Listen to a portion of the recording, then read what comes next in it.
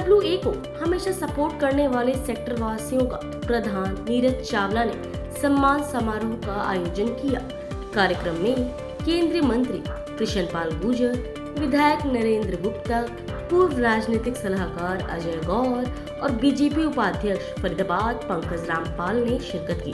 प्रधान नीरज चावला ने कहा कि हमारे RWA सेक्टर 15 के सभी लीड सदस्यों का आज सम्मान किया गया है।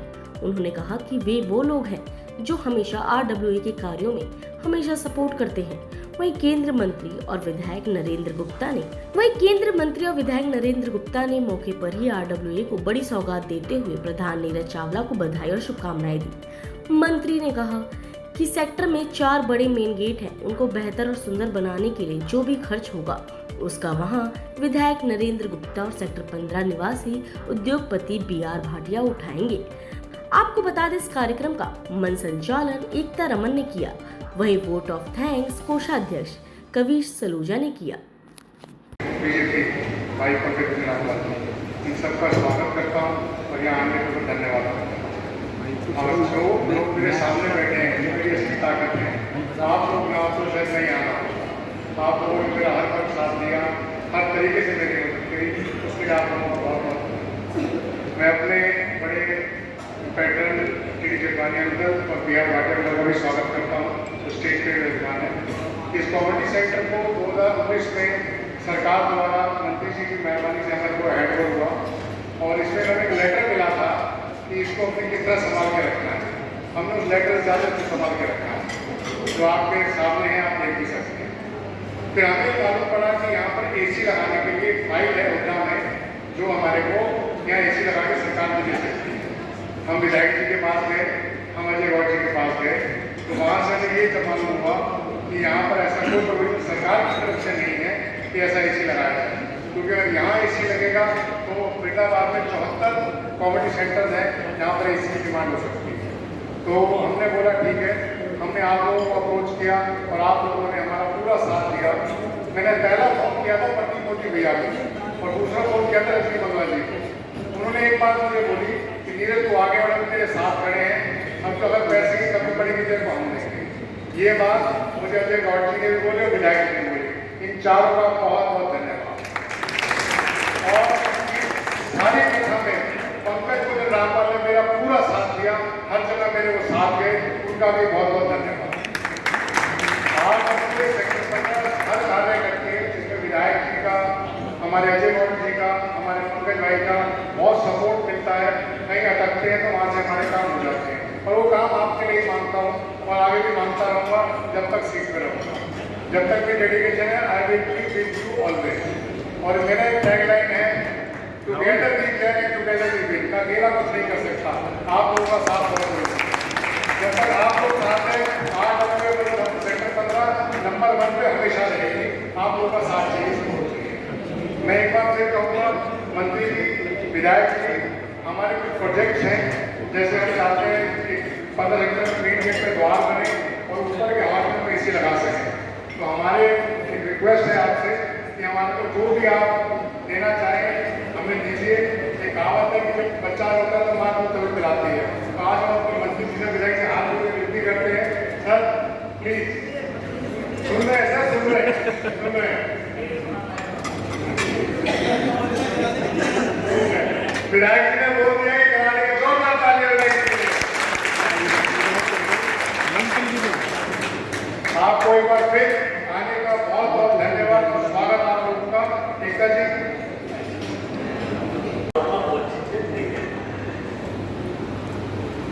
पिछले 9 सालों से आप मोदी जी की सरकार का काम भी देख रहे हैं, आप हरियाणा सरकार का काम भी देख रहे हैं और साथ साथ देश का विकास, प्रदेश का विकास और फरीदाबाद को भी आपने अपने आंखों से देख रहे हैं कि 2014 से पहले क्या था और 2014 के बाद क्या अंतर आया है। ये हम भी नहीं बोलेंगे तो आजकल तो गूगल बोलता है। गूगल में 2014 से पहले की तस्वीर भी आ जाएगी और 2014 के बाद की तस्वीर भी आ जाएगी। देखिए, मैं सिर्फ उन बातों को आपकी साझा करने के लिए सब मालूम है। आज पूरी दुनिया में भारत की जो स्थिति बनी, मोदी जी के नेतृत्व में जो भारत ताकतवर हुआ, उसकी सराहना से भारत नहीं कर रहा, पूरी दुनिया उसकी सराहना कर रही है। और जिस देश की सराहना पूरी दुनिया करती हो, उस देश का मिजाज क्या होगा? और ये क्या हुआ? इसलिए हुआ कि जिसके हाथ में आपने सत्ता दी, उसका एक ही संकल्प है, देश पे। इसलिए सब परिवर्तन आ। देखिए, आज भारत में इन्वेस्टमेंट आ रहा है, चाइना में कम हो रहा है। निवेश कहां आता है? जहां स्टेबिलिटी और सिक्योरिटी। आज दुनिया के देशों को पता है, अगर व्यापार के लिए कोई स्टेबल जगह है, स्टेबल सरकार है, मजबूत सरकार है, जहां सिक्योरिटी भी है, तो वहीं आप भी इन्वेस्ट करता है। आप भी वहीं करेंगे, मैं भी वहीं करूंगा, और हर व्यापारी वहां करेगा जहां उसको ये सारी चीजें। आज भारत उसमें खड़ा होता था। आज भारत G20 का एजेंडा तय करता है, दुनिया उसको मान रही है। इन 9 सालों में अगर एक ही सेक्टर की बात करूं कि कैसे कैसे हाईवे देखो, 70 सालों में 51,000 किलोमीटर, और इन 9 सालों में 51,000, 12 किलोमीटर, 36 किलोमीटर पर डेवलप।